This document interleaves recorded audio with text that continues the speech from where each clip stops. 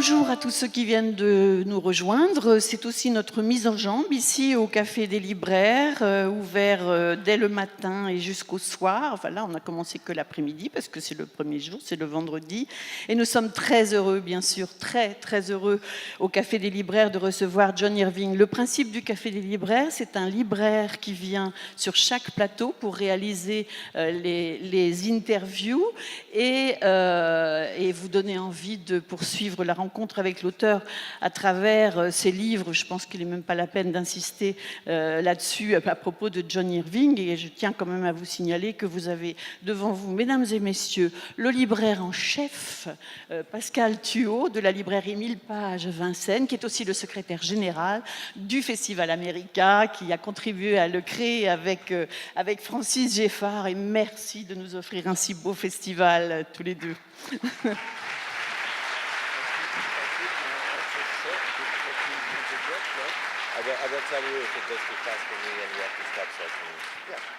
Alors, figurez-vous qu'il y a un petit suspense. On a perdu Michel Zotowski. On ne sait pas où il est. Donc, s'il arrive, je ne sais pas, il nous rejoindra et tout ça. Et bien, il y a quelqu'un qui est formidable. C'est Pierre de Marty qui a accepté de faire l'interprète pour John Irving au pied levé, comme cela. Donc je vais essayer de présenter John Irving. J'espérais que personne ne lui traduise ce que je vais dire, comme ça si je dis des bêtises je me sentais plus à l'aise, mais enfin tant pis. Romancier, scénariste. Vous savez aussi bien sûr qu'il est passionné, qu'il a été passionné de lutte, qu'il a pratiqué en semi-pro. Il a même été entraîneur, je crois que tu me disais Pascal. Il paraît qu'il a choisi son université surtout en fonction de son équipe et de son entraîneur dans ce sport. Moi j'ai lu quelque part qu'il avait fait des études médiocres, comme quoi on s'en sort toujours même avec des études médiocres, mais il est cependant admis à suivre un cours de création littéraire. À 21 ans, il obtient une bourse d'études pour aller passer un an à Vienne. Très marqué par ce séjour, c'est dans cette ville qu'il va puiser la matière de son premier roman, Liberté pour les ours. Il séjourne également à Londres et en Grèce. Alors ce livre a été relativement bien accueilli par la critique. C'est pas un énorme succès d'édition. Et en fait, c'est son 4e roman, Le Monde selon Garp, partiellement autobiographique. Ça, c'est ce qu'on dit, enfin on verra, qui lui promet, qui le fait connaître partout, vous savez, c'est un best-seller, un livre tellement extraordinaire qu'il est réédité et réédité, et que voilà ce magnifique livre que vous allez pouvoir vous procurer, c'est un collector, mais je vais laisser à Pascal le soin de vous expliquer tout ça. Et je pense qu'on va passer un agréable moment avec l'invité d'honneur de ce festival America, John Irving.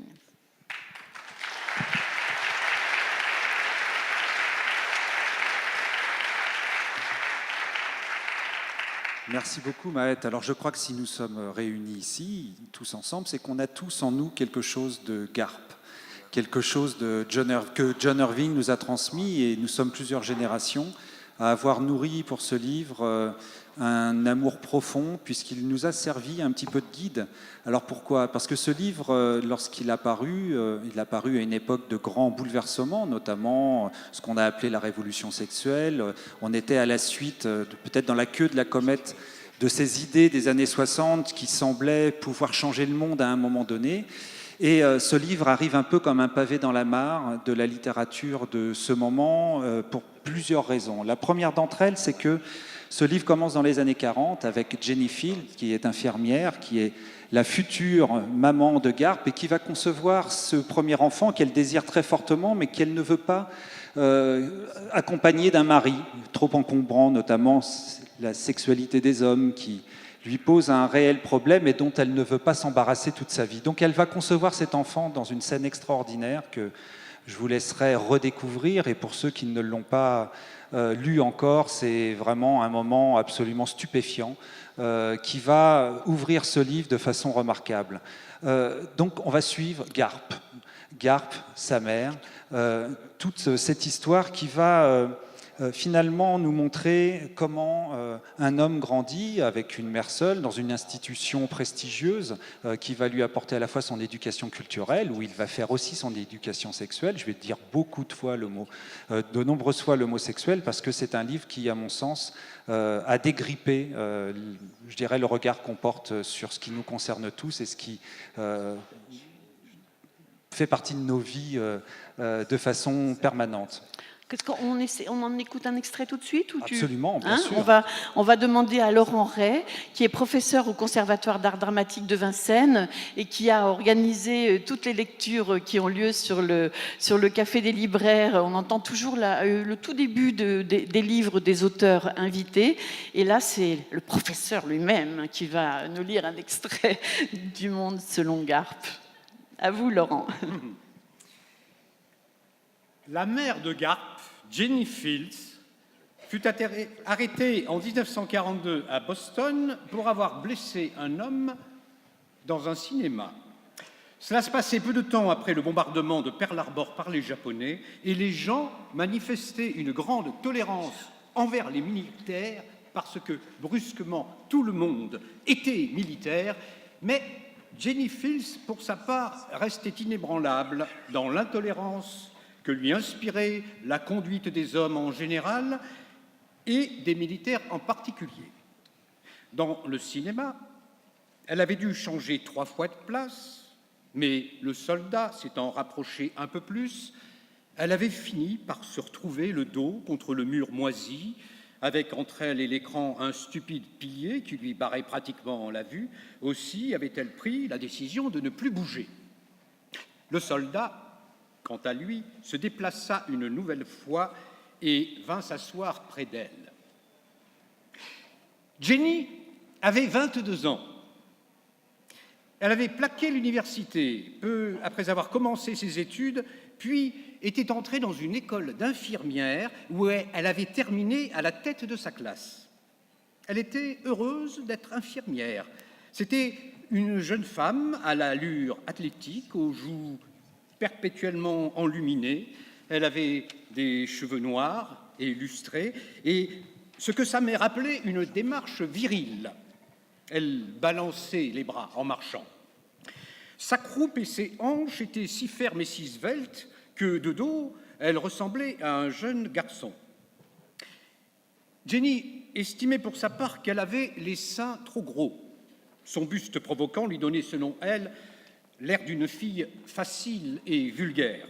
Elle n'était rien de semblable. En fait, elle avait plaqué l'université le jour où elle s'était rendue compte que ses parents, en l'envoyant à Wellesley, avaient eu pour objectif essentiel de la pousser à dénicher puis à épouser un monsieur bien. C'était ses frères aînés qui avaient insisté pour qu'elle entre à Wellesley, en assurant à leurs parents que les jeunes femmes sorties de Wellesley jouissaient d'une réputation flatteuse et passaient pour d'excellents partis. Jenny avait l'impression que ses études n'étaient rien d'autre qu'une façon polie de gagner du temps, comme si elle avait été une vache mise en condition pour recevoir la canule de l'insémination artificielle. Elle avait choisi de se spécialiser en littérature anglaise, mais lorsqu'il lui apparut que ses condisciples se préoccupaient avant tout d'acquérir la sophistication et l'aplomb indispensables pour manier les hommes, elle n'eut aucun scrupule à abandonner la littérature au profit des études d'infirmière.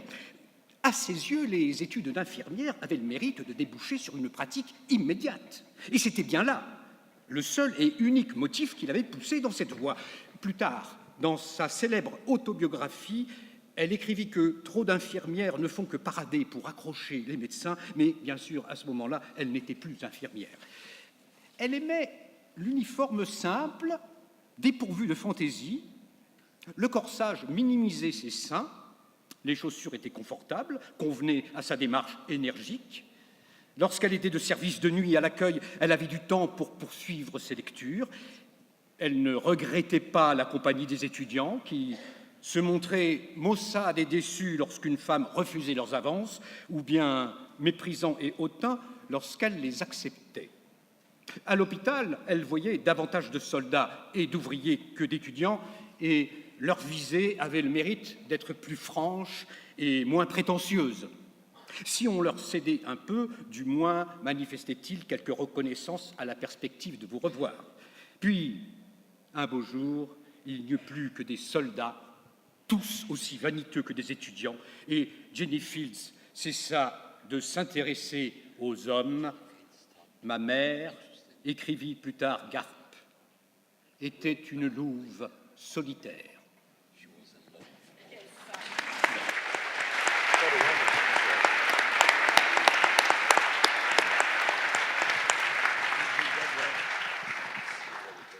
Alors, ce qui frappe à la lecture du roman, John Irving, la première des choses qui retient le lecteur, c'est son ampleur et les transformations permanentes que le récit subit au fur et à mesure qu'on avance dans l'histoire.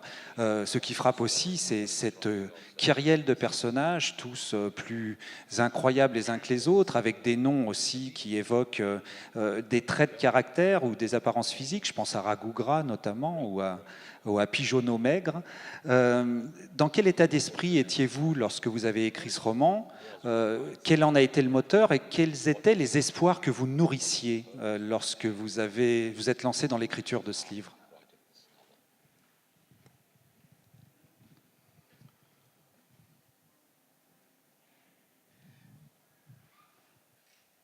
I was angry, not that the so-called sexual revolution had failed, Ben, j'étais en colère, pas tellement contre le fait que cette révolution sexuelle ait échoué, but that it hadn't gone far enough or done enough. mais j'étais en colère parce qu'elle n'était pas allée suffisamment loin et qu'elle n'en avait pas fait assez. After so-called sexual liberation, gay and straight, Après cette prétendue libération sexuelle pour les gays et les homos et les hétéros, I thought that people weren't supposed to hate themselves or other people for sexual differences. je pensais que les gens ne devraient plus se haïr ou haïr les autres pour des différences d'ordre sexuel. I was surprised that the climate of sexual intolerance J'étais surpris par le climat d'intolérance sexuelle. made it seem to me that we had not had a sexual revolution at all. Mais ce climat me faisait penser qu'il n'y avait pas eu du tout de révolution sexuelle. I exaggerate things, J'exagère les choses. or so I thought at the time. Mais enfin, c'est ce que je pensais à l'époque. I believe that the climate of sexual hatred would go away, would be outdated, Je pensais que ce climat de haine sexuelle serait even, dépassé, even before I finished the manuscript. même avant que je termine mon manuscrit. I thought that nothing this stupid and backward could last. Je ne pensais pas à quelque chose d'aussi idiot et d'aussi dépassé pourrait durer. So that the tone is very satiric, it's very comic. Donc le ton de mon livre est très satirique, très comique. It's both tragic but also funny, C'est à la fois tragique mais drôle. that despite the early days of the feminist movement, Et en dépit du fait que le mouvement féministe en ait été à ses débuts, there's a backlash and some men hate women more. il y a eu un retour de manivelle et que les hommes haïssaient les femmes encore plus. Like all my novels, I began with the ending. Et comme dans tous mes romans, j'ai commencé par la fin. A good mother, but an independent woman who wants nothing to do with men. Une bonne mère, une bonne maman, mais une femme indépendante qui ne veut rien avoir à faire avec les hommes, Becomes an icon of the women's movement. devient le symbole d'un mouvement des femmes. She's going to be assassinated by a man who hates women. Elle va être assassinée par un homme qui hait les femmes. Her son, who is a typical man, Son fils, qui est un garçon, un homme typique, in other words, he behaves badly with women, en d'autres termes, il se conduit mal avec les femmes, is going to be killed by a woman who hates men. eh bien lui sera tué par une femme qui hait les hommes. So much for the sexual revolution. Et voilà pour la révolution sexuelle. If that's sexual liberation, what's next? Et si c'est ça la libération sexuelle, alors qu'est-ce qui va venir après? So this was my state of mind. C'était voilà mon état d'esprit à l'époque. I was aware that I was writing a protest novel. J'étais conscient du fait que j'écrivais un roman de manifestation, de protestation. I just didn't believe that I would still be protesting 40 years later. Je ne croyais toutefois pas que je serais encore en train de manifester de cette manière-là 40 ans plus tard. The world according to Garp should be a period piece. Le monde selon Garp devrait être une pièce datée dans le temps, marquée par le temps. It's not to my credit that it's still relevant. Et ce n'est pas apporté à mon crédit que ce roman soit encore tellement pertinent aujourd'hui. It's to our shame that sexual intolerance is still tolerated. C'est apporté à notre honte, à tous, que l'intolérance sexuelle soit encore tolérée aujourd'hui. Sorry for the short answer. Voilà, c'était en guise de réponse courte. Bon, c'est plutôt bien parce que ça coche plusieurs cases. Donc là, il va falloir que j'invente d'autres questions. Mais c'est pas grave, j'en ai plein. Moi, je me pose la question aussi de la fabrique du roman, de l'héritage. Je disais tout à l'heure que le roman me paraît en mutation constante, c'est-à-dire entre son début et sa fin, il subit plusieurs mutations qui sont de l'ordre du laboratoire de l'écriture. On va d'ailleurs rentrer pleinement dans le laboratoire de l'écriture. Je pense à ce premier roman qu'écrit Garp, qui s'appelle je ne vais pas réussir à le dire, c'est très difficile pour moi de le bafouiller. Procrastination. Bah oui, bah moi aussi je me demandais bien. Qui est un roman qui a un succès modeste, mais bien moins que le livre Sexuellement suspecte de Jenny Field, sa mère. Est-ce qu'en entreprenant ce roman, vous aviez conscience de faire entrer le lecteur dans la fabrique de l'écriture, dans tout ce qui devait vous agiter au moment où vous écriviez ?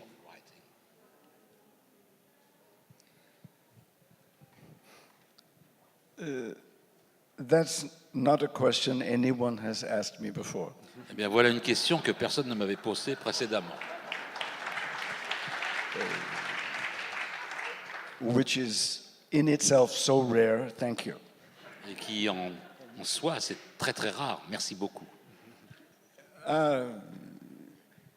It was the first of many novels about a writer. C'est le premier de beaucoup de romans au sujet d'un écrivain. Just as it was the first of 5 or 6 so-called protest novels among the 14 novels. Tout comme ce roman était le premier parmi les 7 romans de protestation que j'ai écrits, parmi les 14 que j'ai publiés en tout. When I began, I was more on Garp's side than I was on Jenny's. Quand j'ai commencé, j'étais plus du côté de Garp plutôt que du côté de Jenny. Even though I made up Jenny, I was also envious of her success. Bien que ce soit moi qui ai inventé Jenny, eh ben, j'étais jaloux de son succès. Like Garp, I was a literary novelist who no one had read. Et comme Garp, j'étais un écrivain de romans que personne n'avait lu. So even in a work of fiction, I think I was envious of Jenny being successful for a non-fiction book. Et même en tant qu'écrivain de fiction, j'étais jaloux de Jenny et de sa réussite comme écrivain de non-fiction. By the time I'm finishing the novel, I'm more sympathetic to Jenny than I am to Garp. Et en terminant ce roman, j'étais plus en sympathie avec Jenny qu'avec Garp. By the time I'm finishing the novel, what I envy about Jenny is that she's written something in the hope of changing the world. Et à la fin de l'écriture de Garp, ce que j'enviais à Jenny, c'est d'avoir écrit quelque chose qui était susceptible de changer le monde. Usually, when you're asked to adapt a novel as a film or a teleplay, it happens fairly soon after you've written the novel. D'ordinaire, quand on vous demande de faire l'adaptation d'une œuvre pour le cinéma ou la télévision, ça se produit très peu de temps après la publication de l'œuvre elle-même. You're so close to the novel that you still love it too much. Vous êtes tellement près de votre roman que vous l'aimez trop. And you find it difficult to change the architecture as much as you need to Et ça vous est difficile de changer successfully adapt a novel as a film. l'architecture du roman pour pouvoir l'adapter et en faire un film. But it was only 2 years ago that I was asked to adapt The World According to Garp as a mini-series for television. Et il y a 2 ans, que l'on m'a demandé pour la première fois d'adapter Le Monde selon Garp pour en faire une mini-série pour la télévision. When I went back to it, I realized how I would have written the architecture of the story differently today than I did 40 years ago. Et en y revenant, en le relisant, je me suis rendu compte à quel point aujourd'hui je changerais l'architecture du roman. So the adaptation was surprisingly easy. Donc pour moi, l'adaptation a été une tâche aisée, relativement. I didn't love the novel as much as I did. Parce que je n'aimais plus ce roman autant que je l'avais aimé. And I also loved Jenny more than Garp. Et j'aimais Jenny beaucoup plus que Garp.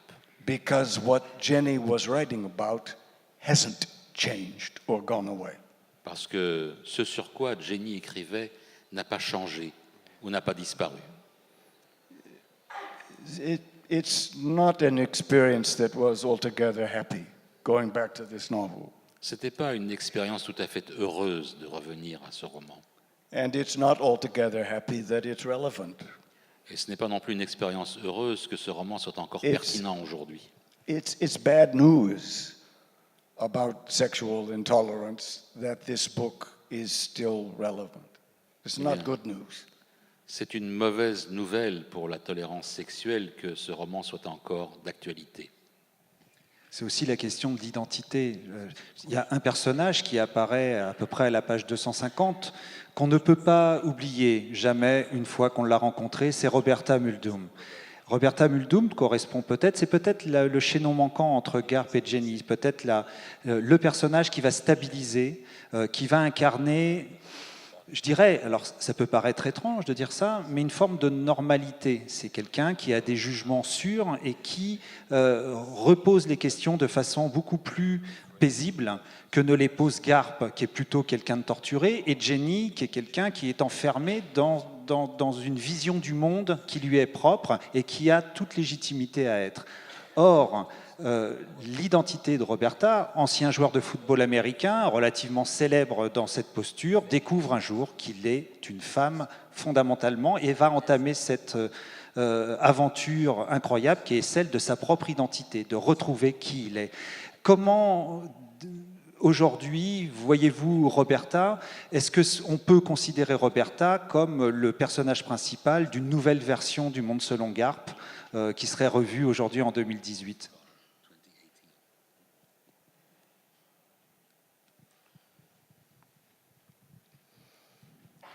Roberta was always the only character in the novel who loves Garp and his mother equally.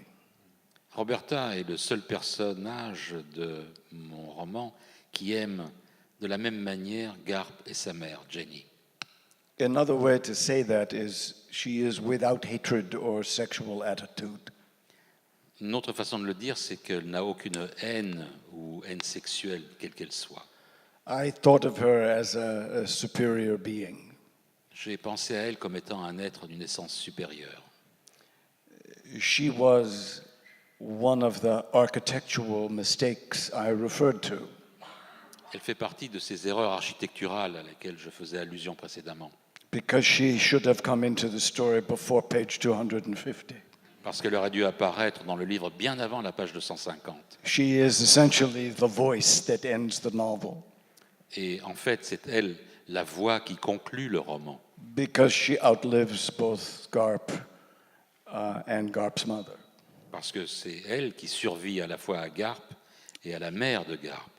But also because she speaks for them both with love.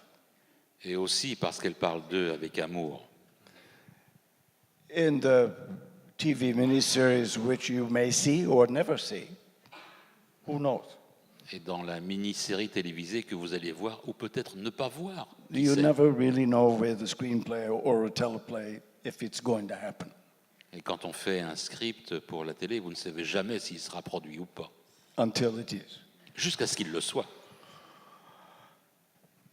But in the screenplay, the story begins with Roberta giving the eulogy at Jenny's funeral. Eh bien, dans la mini-série, c'est Roberta qui débute le premier épisode en faisant l'oraison funèbre de ceux qui viennent d'être assassinés. So that the story of Jenny and Garp is a flashback. Et donc l'histoire de Jenny et de Garp est traitée à la manière d'un flashback. And the fifth and final episode of the miniseries ends with Roberta's eulogy for Garp.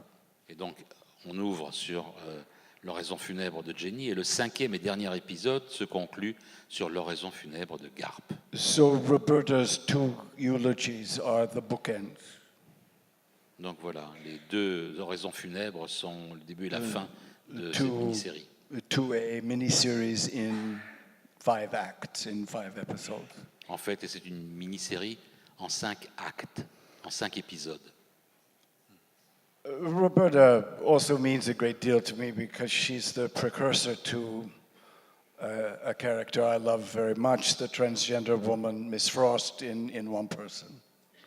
Et en fait, Roberta est un personnage que j'aime beaucoup parce que elle est le précurseur de d'un autre personnage de roman, celui que je mets en scène dans À moi seul bien des personnages. And the precursor to the transgender prostitute Flore in Avenue of Mysteries. Et c'est le précurseur aussi de la prostituée dans Avenue des Mystères. But you have to understand that my interest as a writer in sexual minorities Mais mon intérêt en tant qu'écrivain pour les minorités sexuelles, il faut que vous le compreniez bien, ça. began with my mother demonstrating to me that the way women were treated was as if women were a sexual minority. Eh bien, tout cela débute par le fait que ma mère m'avait démontré que les femmes étaient traitées comme étant une minorité sexuelle. My mother made me aware of the abuse and mistreatment of sexual minorities by calling to my attention that women were sexual minorities in the way they were treated. Et c'est ma mère qui m'a rendu conscient des abus et des violences auxquelles étaient soumises les minorités sexuelles en me parlant des femmes comme étant à l'époque une minorité sexuelle. So that most of my sexual politics came from her. She was a nurse's aide, but her real job was in so-called family counseling in a New Hampshire clinic. Et donc toute ma notion, toute ma connaissance des violences faites aux minorités sexuelles venait de ma mère, qui était une infirmière assistante, mais en fait son vrai job, elle travaillait pour ce qu'on appelait à l'époque l'aide aux familles, en fait l'aide sociale dans une clinique du New Hampshire. Most of the counseling involved talking to young girls who had been sexually molested by members of their own family. Et la plus grande partie de son travail d'aide sociale, en fait, c'était de conseiller des jeunes filles qui avaient été abusées sexuellement, principalement par des membres de leur propre famille. so that I first heard about a woman's right to an abortion before there was an abortion rights movement.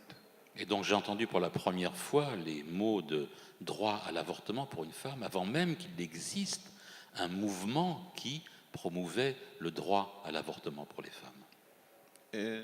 My mother said, "We will always be sexual minorities unless we have that right." Et ma mère me disait, nous serons toujours considérés comme une minorité sexuelle jusqu'à ce que nous obtenions ce droit-là.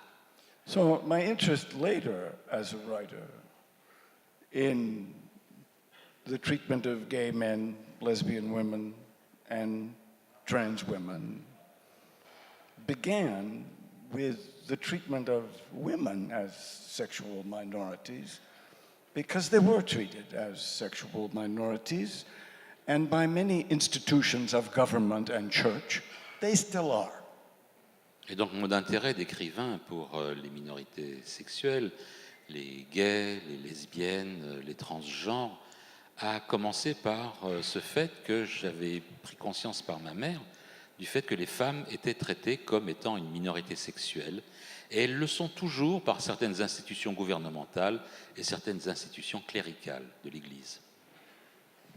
Alors lorsqu'on donne à un roman une dimension sociale, comme c'est le cas du Monde selon Garp, mais comme c'est aussi le cas de l'œuvre Le Dieu et la part du diable, qui pose la question de l'avortement au travers du projet du Dr Lorch, et qui pose ici la question d'adoption au travers du personnage Homer, qui est un enfant qui ne sera jamais adopté. Donc cette dimension sociale est bien ancrée, et ça pose la question de ce qui est vrai dans le roman, qui est supposé porter au pinacle l'art de la fiction.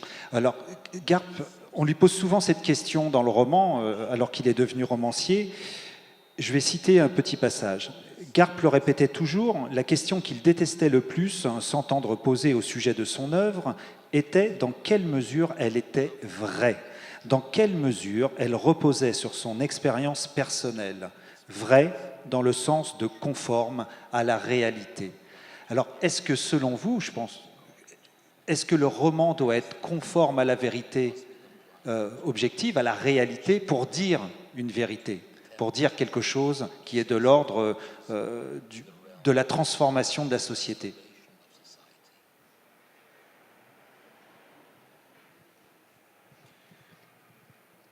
If you mean that, do I believe in social realism in a novel? Yes, I certainly do. Si votre question c'est ma croyance dans la réalité sociale d'un roman, oui, j'y crois.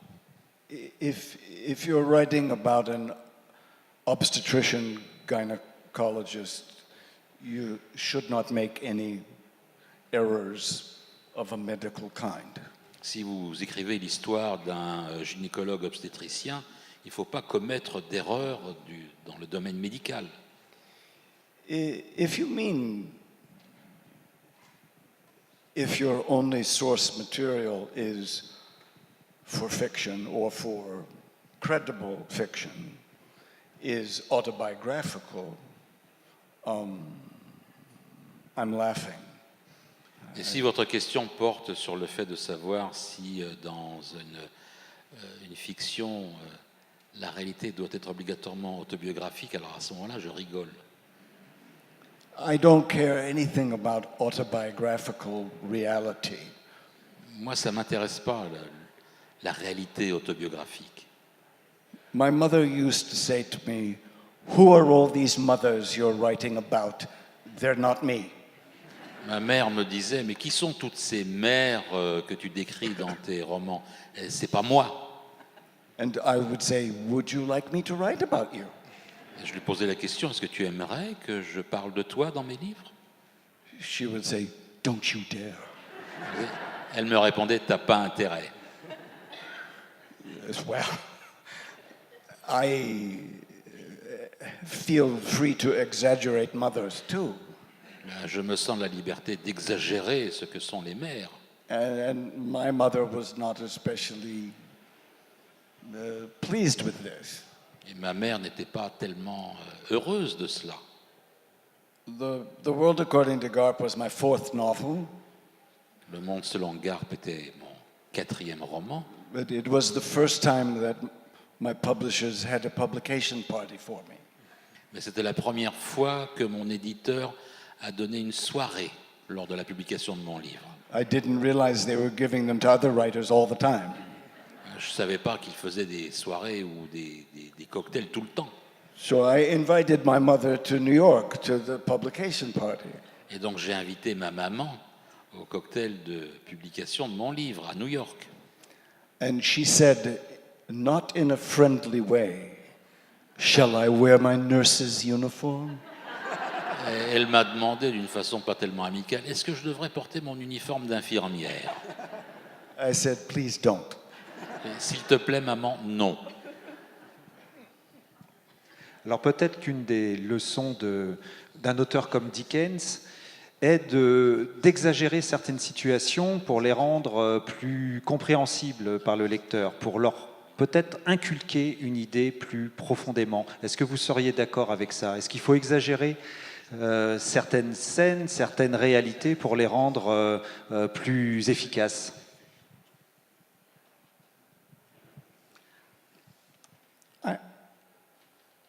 I don't like to suggest to other writers what they should do. J'aime pas faire de suggestions à d'autres écrivains sur ce qu'ils devraient faire. I don't care what they do. I don't believe that the way I write a novel is religion or anything I care to proselytize. Je ne pense pas que la façon dont j'écris moi doive servir de dogme religieux aux autres. And writers who increasingly today, it seems to me, tell us that the way they write a novel is the only way to write a novel. Et le fait que de plus en plus d'écrivains d'aujourd'hui vous disent que la façon dont eux écrivent, c'est la manière d'écrire. Not to be too pretty about it, but I think they're full of shit. Et je voudrais, bon, pas trop prendre de gants, mais je crois que c'est vraiment des sacs à merde. I don't tell other writers that they should know the ending of their novel before they begin. Je ne dis pas aux autres écrivains qu'ils doivent connaître la fin de leur roman avant d'en commencer l'écriture. Most of my friends don't write that way. Mais la plupart de mes amis n'écrivent pas de cette manière-là.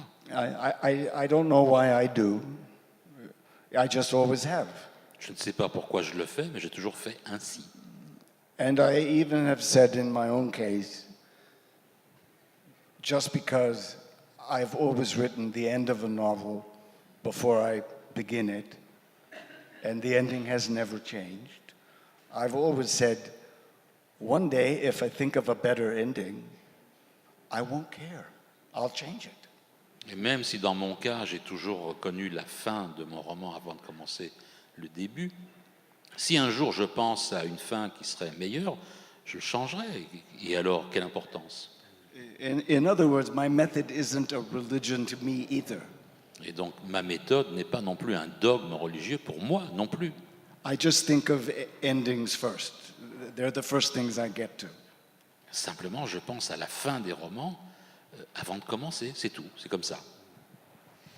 Alors néanmoins, écrire, ça s'apprend en partie, et lorsque vous étiez jeune, vous avez suivi les cours d'un très grand écrivain qui est Kurt Vonnegut, qui est, je dirais, un écrivain qui est très éloigné de vous dans sa manière d'aborder la littérature, et pourtant, vous avez probablement pris auprès de lui des choses qui ont été essentielles. Est-ce que vous pouvez nous dire quelles sont ces pistes qu'il vous a ouvertes, et surtout quelle était la nature de la relation que vous aviez ensemble, et peut-être qu'est-ce qui vous a lié? Il y a quelques petites choses qui me semblent en partage.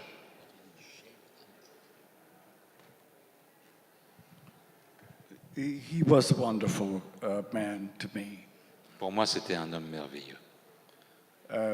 He was a kind of father, more than a mentor, but more like a father to me. Plus qu'un mentor, pour moi, ça a été un père. But we weren't alike as writers at all. Mais nous n'étions pas sur le même niveau, sur le même bord en tant qu'écrivain, pas du tout. He wrote very short sentences and he hated semicolons. il écrivait des phrases très très courtes et il n'aimait pas les points-virgules. He used to say to me about the semicolon that one day people will think this is a period above which someone has killed a fly. Il me disait que un jour, les points-virgules, ça serait considéré par les lecteurs comme une virgule au-dessus de laquelle quelqu'un d'autre aurait tué une mouche. When I read his books, I used to circle the occasional semicolons in a whole book, maybe 2 or 3. Et quand je lisais ces livres, j'avais l'habitude d'encercler au crayon ces points-virgules. And Et dans un livre, il y en avait en tout peut-être 2 ou 3. I would write him a postcard and say, found semicolons, page 13, page 123, etc. Et je lui envoyais une carte postale après. Trouvé, point-virgule, page 13, page 127, etc. He would write back, regrettable lapses. Et il répondait, erreur regrettable. One thing he told me when he talked to me about my first novel, and he was my first reader for my first novel, Et une chose qu'il m'a dite quand il lisait mes manuscrits, et c'était mon premier lecteur, le premier lecteur de mon premier roman, he said, you know what to do. Don't listen to anyone else, including me. il m'a dit, tu sais quoi faire, n'écoute personne d'autre, moi y compris. But of course I did listen. Mais en fait, je l'écoutais. And I have to say something about the business, which has become such a business in the US anyway. Il faut que je dise un mot au sujet de ce business, parce que c'est devenu un business aux États-Unis et ailleurs. The business of so-called creative writing. Le business de l'écriture créative, ainsi nommé. People always say, well, can you really teach it? Les gens disent, mais est-ce que ça s'enseigne vraiment? Well, they give kids piano lessons, don't they? Ah ben, on donne bien des leçons de piano aux gamins, non?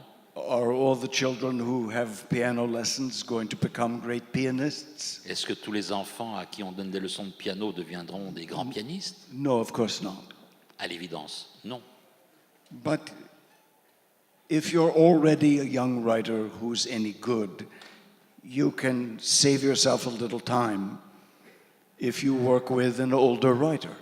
Mais si vous êtes déjà un jeune écrivain un petit peu talentueux, ça vous fait gagner beaucoup de temps de travailler avec un écrivain plus âgé. He or she can show you things about your own writing that maybe in 2 or 3 years you'll figure out for yourself, but they can make you see them sooner. That's all.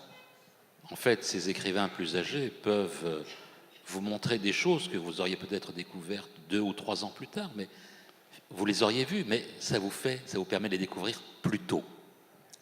I worked as a wrestling coach longer than I worked as a teacher of creative writing. Moi, j'ai travaillé plus longtemps en tant qu'entraîneur de lutte gréco-romaine que je n'ai travaillé comme enseignant d'écriture créative. It was very similar. C'était très semblable en fait. You could only help the wrestlers who were already going to be good. On ne pouvait faire qu'une seule chose, c'était aider les lutteurs qui de toute façon étaient déjà bons et qui le deviendraient meilleurs. You couldn't help the ones who were always going to lose. Et vous ne pouviez rien faire pour ceux qui allaient toujours être les perdants. Maybe you could help them not get hurt so much. Peut-être que vous pouviez les aider à ne pas se blesser. Voilà. But the statistics were pretty similar. Mais les statistiques restaient probablement les mêmes. But Kurt Vonnegut's students never learned to write like Vonnegut.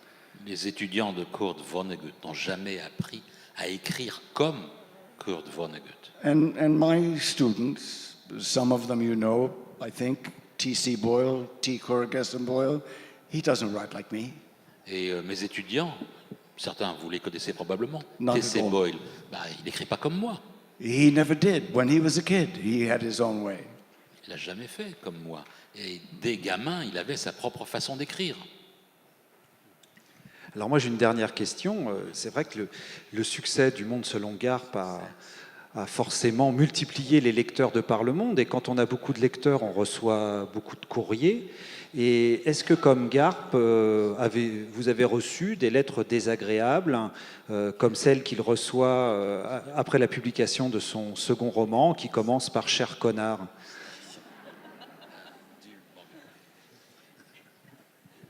Of course, yes. Bien sûr. You know, the writers I've always liked best to read Les auteurs que j'ai toujours aimé lire, I think they're all kind of extremists. je pense à eux comme étant toujours des extrémistes. You either love them or you hate them. Soit on les aime, soit on les hait. Nobody's neutral about Dickens or Melville. Personne n'a une position neutre au sujet de Dickens ou au sujet de Melville. You either love it or you can't read it. Soit on les aime, soit on ne peut pas les lire. Well, I always wanted to be that kind of writer. Et j'ai toujours voulu être ce genre-là d'écrivain. That if you weren't the kind of reader who was going to like me, I wanted you to know it soon. Et si vous étiez le type de lecteur qui s'apprêtait à m'aimer, je voulais que vous le sachiez très tôt.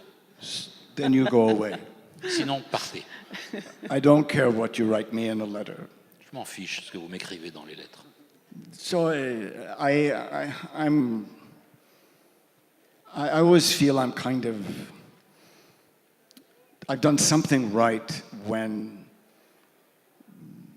somebody loves me, but I feel I've done something right if somebody else hates me too. If someone else hates me too, I also feel good. Je me sens à l'aise, je me sens bien quand quelqu'un m'aime, mais je me sens tout aussi à l'aise quand quelqu'un me hait et le dit. I remember this from the years I competed in wrestling. Most of my teammates liked wrestling at home, in their gymnasium, in their mat, in front of their crowd. Je me souviens de l'époque où j'étais lutteur et la plupart des membres de mon équipe aimaient beaucoup lutter à domicile, ce qu'on appelle, c'est-à-dire lutter dans leur propre gymnase devant les gens qu'ils connaissaient de leur propre ville. So the crazy people were on your side. They were screaming for you.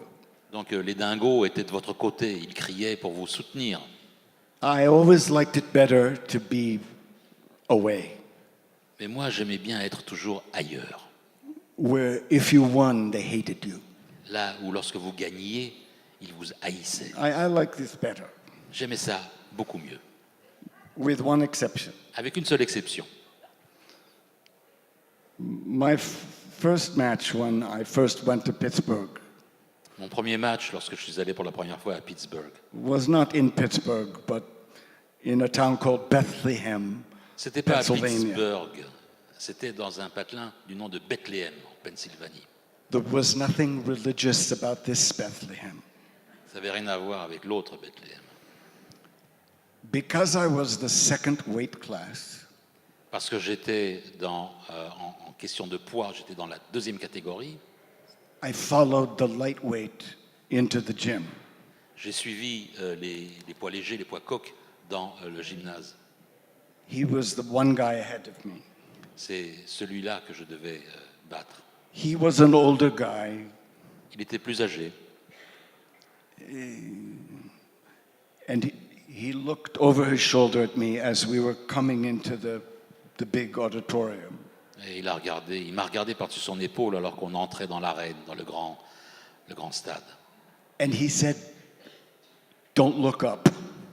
Et il a dit, ne regarde pas vers le haut. Well, come on. I mean, remember Lot's wife in the Bible? Ouais, vous vous souvenez de l'histoire de la femme de Lot dans la God Bible, says, "Don't look back." quand Dieu lui dit « Ne regarde pas en arrière, ne te She retourne look- pas », She looks back and they make her a pillar of salt. elle se retourne et elle est transformée en statue de sel. I always liked Lot's wife. It was very human. J'ai toujours beaucoup aimé la femme de Lot. C'est vraiment un personnage très humain.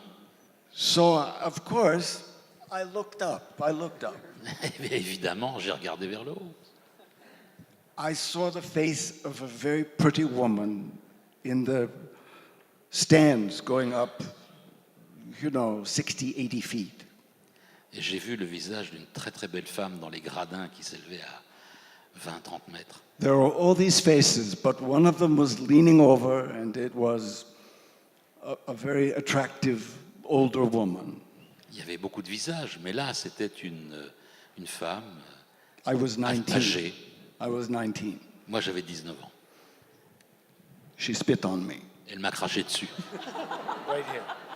Là, ça m'a touché ici. The little guy in front of me never turned around. Et le petit gars devant moi, il s'est jamais retourné. All he said was, I told you. Il a dit, je te l'avais dit. Je suis vraiment désolé, John, parce que ici, contrairement à Bethléem, tout le monde vous aime, ou en tout cas presque. Donc c'est malheureusement ce qui va arriver encore pendant ces 2 jours où vous êtes parmi nous. Écoutez, en guise de conclusion, moi je n'aurais qu'un mot à dire, relisez Garp. Relisez-le maintenant. Relisez Garp. au plus Et vite. est-ce que je peux me permettre de réhabiliter un personnage dont bien sûr jamais on ne parlera puisqu'il a un rôle complètement éphémère dans cette histoire, le monde de Garp. Il a une brève histoire dans l'histoire, mais je trouve que c'est une invention absolument extraordinaire de le voir disparaître en même temps que les voyelles et les consonnes de son nom. Ouais. C'est le géniteur, c'est Garp. Enfin quoi, il n'aurait jamais existé ce Garp-là, si l'autre n'avait pas été là. Non, je trouve que c'est le début du livre. Moi, je me souviens encore de cette histoire. Je la trouve trop drôle. Voilà. C'était pas une grande contribution.